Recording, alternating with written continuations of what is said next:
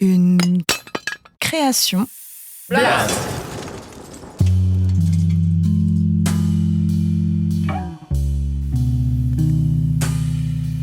Seul comme toi, un podcast de Lou Robert, réalisé par Vincent Deck.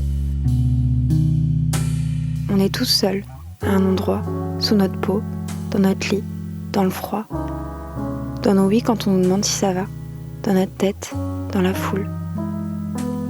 L'idée de ce podcast, c'est de donner du sens à nos solitudes, ou du moins, les faire entendre.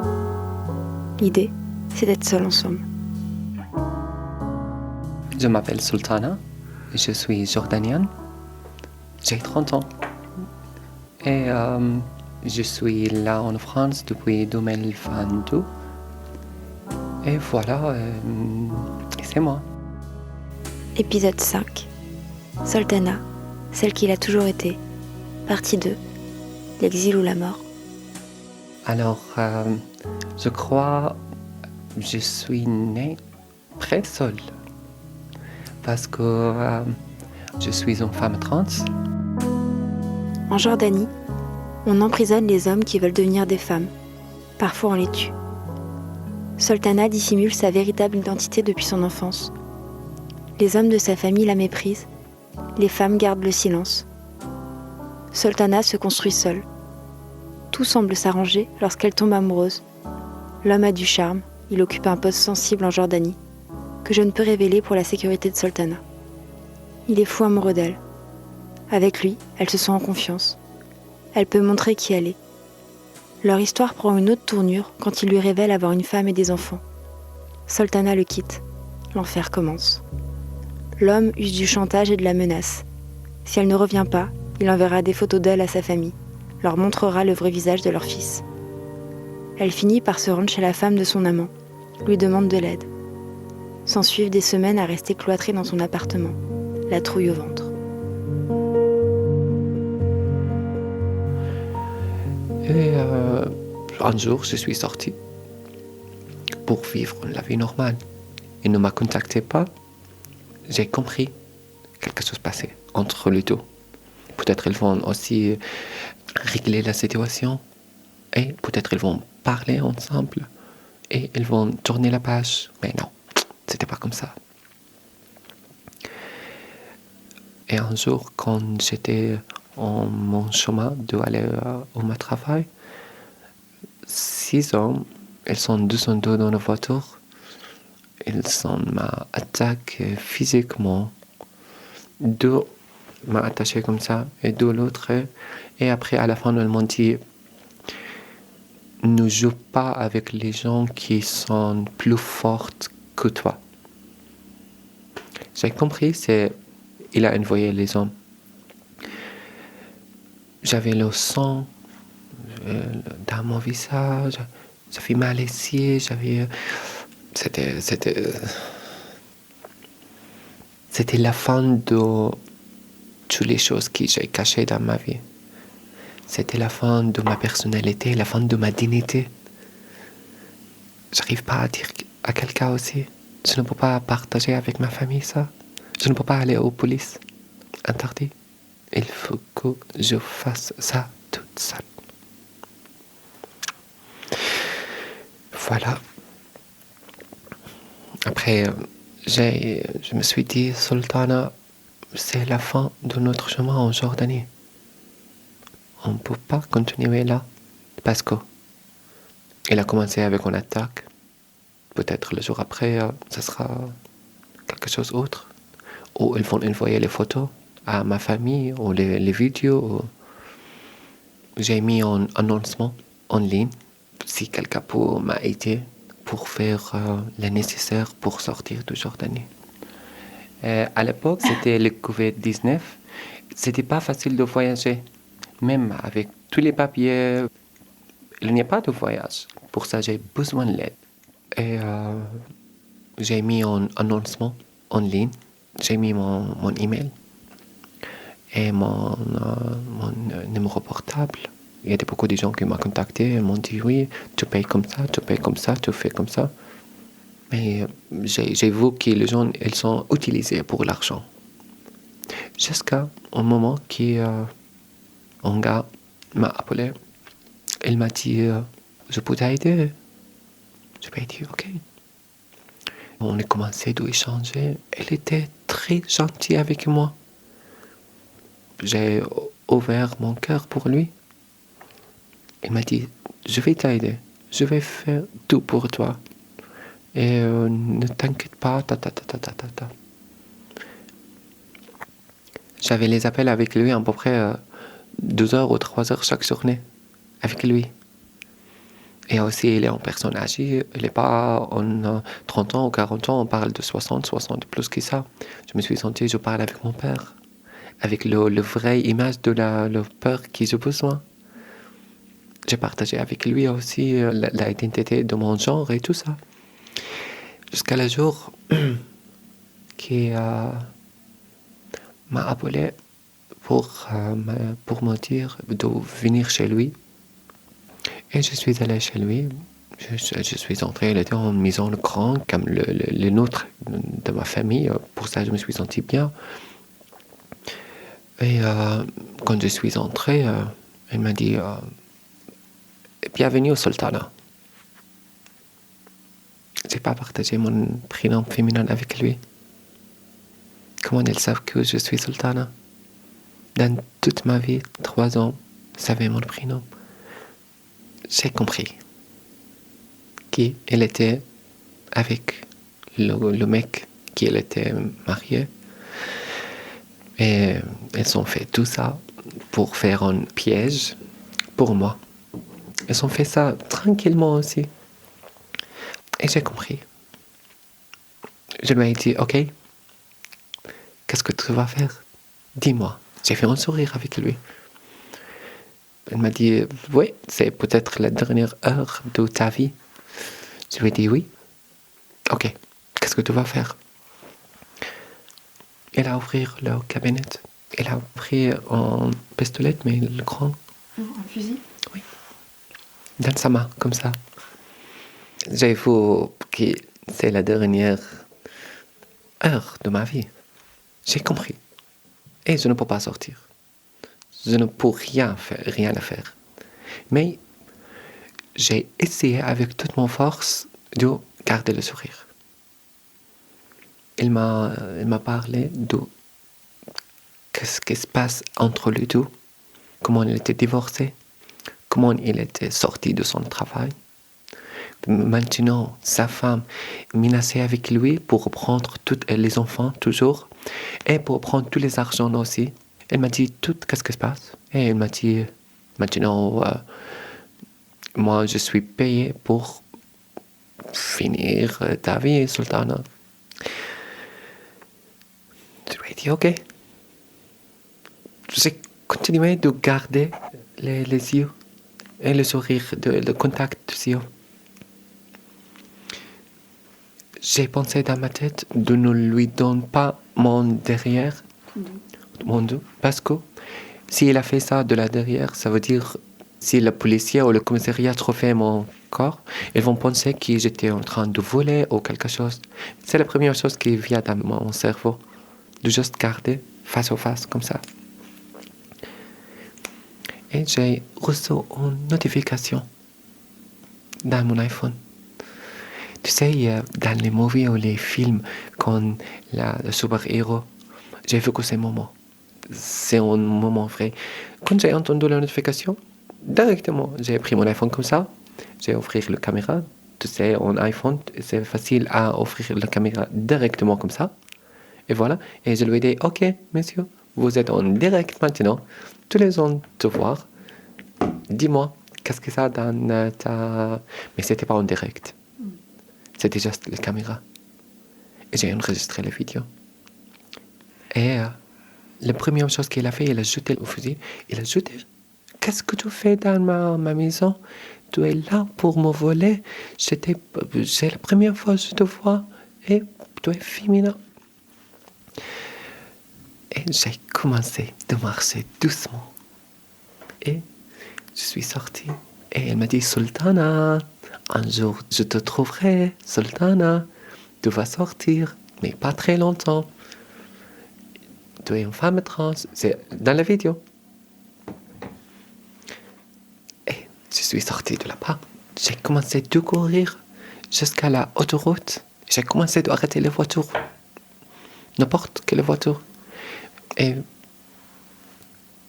j'ai compris 100%. C'est la fin de notre chemin en Jordanie.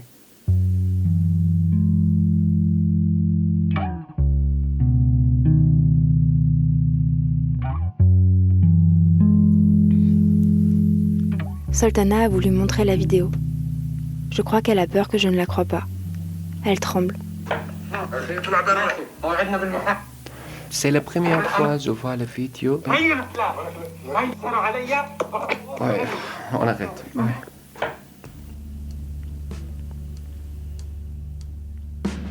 Soltana, elle doit quitter la Jordanie au plus vite. Nous sommes en plein Covid. Sa seule solution est de faire un visa professionnel. Le dirigeant d'une entreprise pharmaceutique va l'aider à trouver une mission de traductrice pour une conférence en Allemagne. J'ai vu la visa. J'ai pleuré. J'ai pleuré directement, j'ai pleuré mon cœur. Parce que oui, maintenant je peux sortir. J'ai pris le premier avion. Et j'ai vu que Francfort et après Berlin et après Munich, je connais personne. Et la première fois dans ma vie, je sors de la Moyenne orientale. Et dans ma tête, maintenant, il faut que je pense de qu'est-ce qu'il va faire. L'homme avec qui... Oui, qu'est-ce qu'il va faire maintenant? Il va envoyer les photos, les vidéos ou quoi?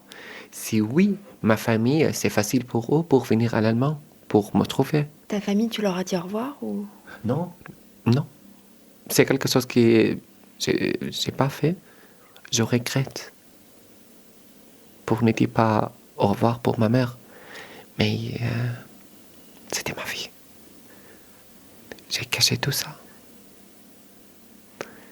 Et après, comme je t'ai dit, j'ai commencé à penser, ok, ma famille, ils sont capables de savoir que je suis en Allemagne.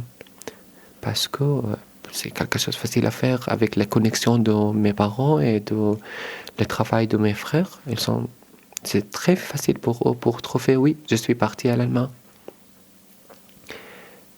Et pour ça, un jour, quand j'étais au Munich, j'ai dit, ok, on va au Sultanat. J'ai ouvert la carte, France, ok, on va aller en France. C'était une décision que j'ai prise dans 30 minutes. T'es resté combien de temps en Allemagne? À peu près 10 jours. Et après, je suis venu ici en France, Paris. Je connais personne. Je connais pas la langue. Même, je connais bonjour, pas bonjour. Bonjour et au revoir. C'est tout. J'ai obtenu la décret de réfugié ici en France. J'ai la protection. Je peux être moi-même là. En France. La France. Et Paris, c'était très grand pour moi. Mais je suis allé encore une fois le tram. J'ai vu, ok, le prochain tram, c'est à Tours. Je connais pas même s'il y a une ville qui s'appelle Tours. J'ai pris à Tours. Et voilà. Et mon aventure commençait en France.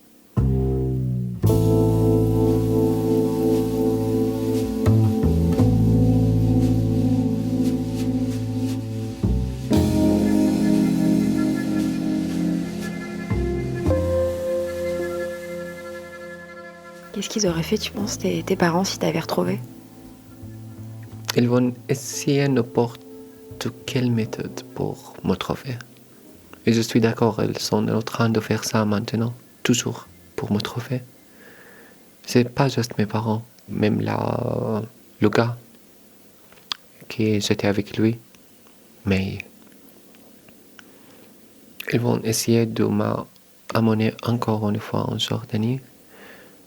Avant tout ça, si ils m'ont vu comme ça, après ma transition ou dans ma transition, peut-être ils vont être choqués jusqu'à le moment qu'ils vont penser que c'est pas vrai. Ma transition et tout ça, je crois mes parents, elles n'ont jamais pensé que je suis capable de faire ça. Mais moi, j'ai cru que je suis capable de faire ça quand j'étais petite. Tu penses qu'ils voudraient quand même te ramener, même s'ils voyaient que t'es devenue, enfin, que t'es une femme aujourd'hui? Peut-être elles vont essayer, en Jordanie, on dit pour laver la honte. Peut-être. Elles vont essayer de laver la honte. Laver la honte, ça veut dire peut-être le dernier jour de ma vie. Pour te tuer? Oui, mais pas mes parents. Peut-être lui, le gars. Je ne sais pas. Mais pas mes parents. Je ne peux pas imaginer, elles sont capables de faire ça. Même si ça est vrai, je ne suis pas capable d'accepter ça. Mais le gars, il est capable de faire n'importe quoi aussi. Parce que comme je t'ai dit, elle travaille dans un lieu très, trop sensible en Jordanie. Peut-être moins que 30 personnes, ils sont capables d'être dans ce lieu de travail. Je ne peux pas être plus clair que ça, mais on parle de quelqu'un qui est très important. Et à peu près, beaucoup de gens en Jordanie lui connaissent. Je ne peux pas être plus clair que ça.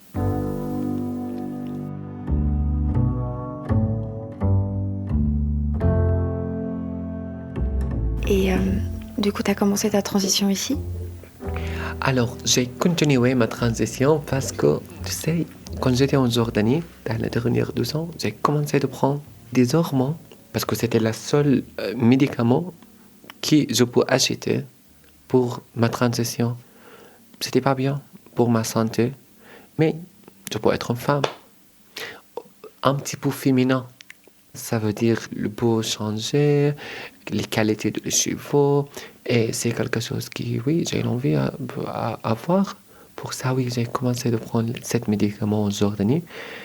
Et en France, j'ai commencé ma transition 100% avec psychologue, psychiatre, endocrinologue, dermatologue. Et je suis très contente. Je suis très chanceuse aussi d'être là. C'est comme un rêve pour faire ma transition, ouais, pour être moi-même. Tu te sens seule ici ou? Non, pas maintenant. Non. À la dépôt, c'était très difficile. C'était trop difficile parce que j'étais en train de commencer ma transition, les hormones et tout ça. Et j'étais pas capable de parler la langue française. Et pour ça, oui, c'était très compliqué. Mais après, j'ai commencé à faire les bénévolats au centre LGBTI de Touraine, différentes associations. Et j'ai commencé à offrir mes horizons. J'ai vu les gens m'accepter. J'avais beaucoup d'amis, des frères, des sœurs.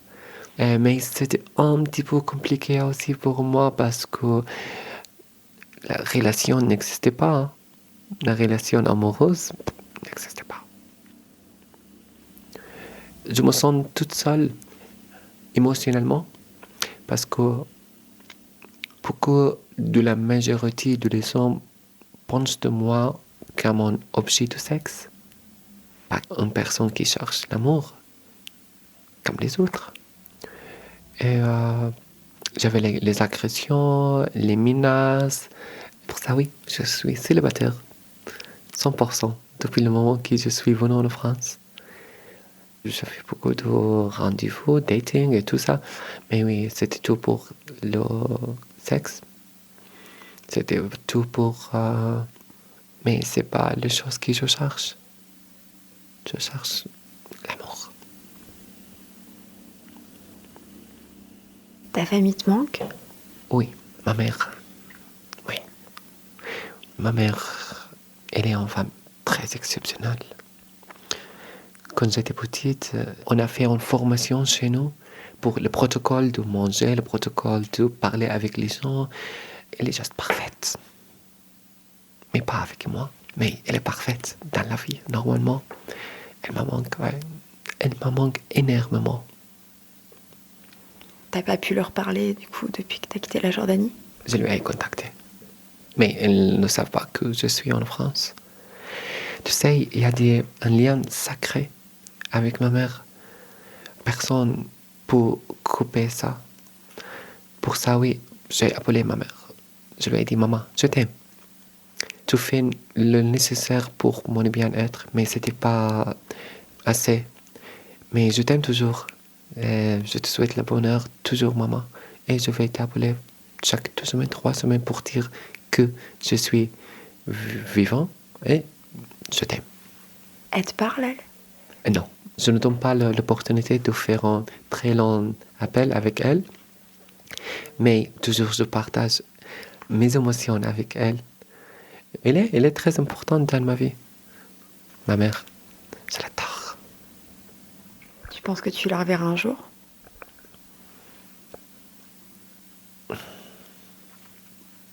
Peut-être.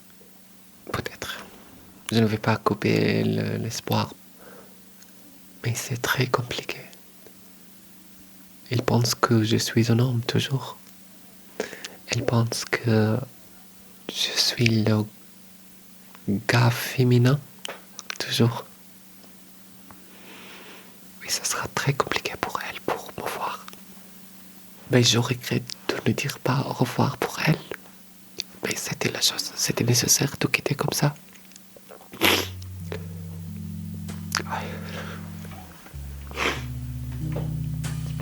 Merci.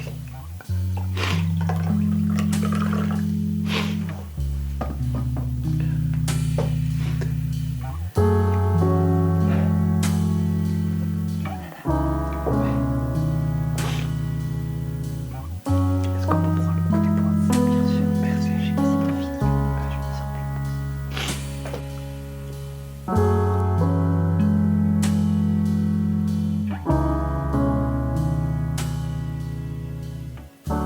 Merci pour le café. Donc oui, tu penses que tu diras jamais à ta mère Oui. que t'es devenue une femme, enfin que tu es une femme aujourd'hui? Oui. Oui, et ça sera très impossible pour elle pour m'accepter. Peut-être c'est mieux pour elle pour garder l'image de l'homme, de moi, de me voir en femme un jour, parce que ça sera traumatisé pour elle. Et aussi, elle est ma mère, il faut que je prenne soin de elle. Pour ça, elles ne savent pas ma transition, même mon parcours en France. Elles ne savent pas que je suis en France. Mais c'est la plus importante chose que je l'aime beaucoup. Tu parles qu'avec elle, tu parles pas avec tes sœurs ou tes frères? Avec une sœur de mes sœurs, oui, parce que ma sœur, elle habite pas en Jordanie. J'ai compris que le gars, il a envoyé les photos et les vidéos à ma famille. Mais le gars, il ne sait pas le numéro de téléphone de ma mère, ni le numéro de téléphone de ma sœur, parce qu'elle n'habite pas en Jordanie. Mais ma famille, elles ont reçu les images et les vidéos. C'était pas une image très intime, mais c'était l'image très féminine. Je me suis maquillée, j'ai pris les photos avec mon ex-petite amie. Il y a une vidéo avec les talons, une vidéo avec les robes. C'est 100% de lente. Ils ont reçu ça, mais pas ma mère. Pas ma sœur. Juste ton père, du coup, qui a reçu ça? Non, et mes frères et les autres sœurs. Et j'ai reçu les messages aussi de mes sœurs qui... elles n'ont pas l'envie de parler avec moi. Pas du tout. Ta mère, elle l'a pas vu elle a pas vu la photo, elle? Non. Comment ça se fait? Parce que ma mère, elle n'utilise pas les réseaux sociaux. Sur WhatsApp et autre chose. Mais mon père, il utilise tout ça, et mes frères et mes sœurs. Pour ça, oui. Tout le monde s'en reçu les images et les vidéos, mais pas ma mère et pas ma sœur à l'étranger. Tu penses qu'elle aurait réagi comment, ta mère, si elle avait vu les photos? Je ne suis pas capable d'imaginer ça, honnêtement.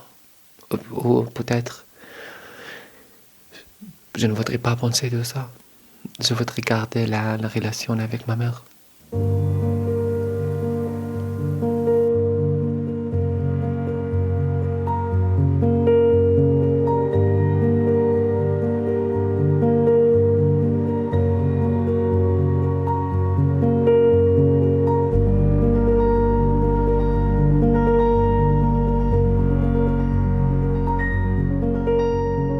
Tu te sens en sécurité aujourd'hui? C'est quoi la sécurité? Est-ce que tu as encore peur pour ta vie? Oui. En tant que je suis une femme trans, oui. Oui. Parce que j'avais les agressions ici. Et aussi, j'ai entendu ça avec mes oreilles. Quelqu'un en conversation entre deux. C'était en place de Jean Jaurès. Il a dit on va tuer toutes les trans à Tours. L'autre, il a répondu oui, ça jour reviendra. J'ai entendu ça, oui. Je suis allé au commissariat, je leur ai dit oui, place de Jean Jaurès, il y a des caméras là-bas, s'il vous plaît, trouvez les deux gars. J'ai entendu ça et une fois, il y a un gars qui m'a arrêté avec un morceau de fer. Il m'a poussé, il a pris ma trottinette, il est parti avec ma trottinette. Je suis allé au commissariat encore une fois. Je connais son prénom, je connais l'habitat, je connais tout ça parce qu'il était un bénéficiaire d'une association je suis bénévole dans l'association. Je suis allé au commissariat, je leur ai dit, il s'appelle comme ça, il habite comme ça, c'est son numéro de téléphone, ta. Je lui ai dit, la semaine dernière, j'ai commencé de courir comme une folle parce que je ne sais pas qu'est-ce qu'il est capable de faire. Mais est-ce que les lois marchent avec tout le monde ou parce que je suis étrangère, c'est un petit peu compliqué? Jusqu'à ce moment-là, je ne sais pas. Tous les hommes qui m'ont agressé, tous les hommes qui m'ont menacé, ils sont libres. Je me sens en sécurité parce qu'il y a des lois et il y a le soutien de les autres. Il y a des gens qui me soutenir naturellement. Il y a les gens qui sont fiers de moi. Il y a des gens qui parlent avec moi pendant 2 heures, 3 heures pour prendre le conseil ou pour un entretien individuel. Il y a beaucoup de gens qui sont importants dans ma vie et je suis importante dans leur vie. Et n'oubliez pas aussi la période que je suis venue en France, la première, c'était moi. J'avais la post-traumatique. J'ai commencé de pleurer sans raison, j'ai commencé de voir tous les cauchemars. J'arrive pas à dormir, j'arrive pas à manger. C'était une période très difficile pour moi. J'ai commencé de parler avec un psychologue pour la première fois dans ma vie. Ouais. Et n'oubliez pas aussi que je fais ma transition et je fais aussi mes études pour apprendre la langue française. Je fais les bénévolats, je fais le nécessaire pour mes papiers. Mais j'ai fait tout ça, toute seule. Transition, les papiers, apprendre la langue, trouver un logement, survie et vivre aussi. Et tout ça, j'ai fait ça toute seule.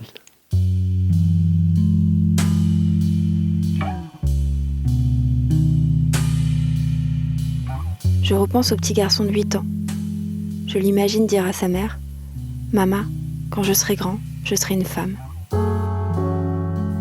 Je regarde Sultana remettre son manteau, ses talons, sortir ses longs cheveux noirs de son col. Je suis émue. Elle me demande si ça va. Je lui souris. Le petit garçon avait raison. Il est devenu une femme incroyable.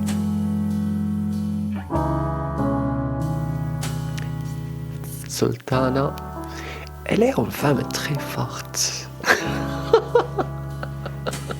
Ouais.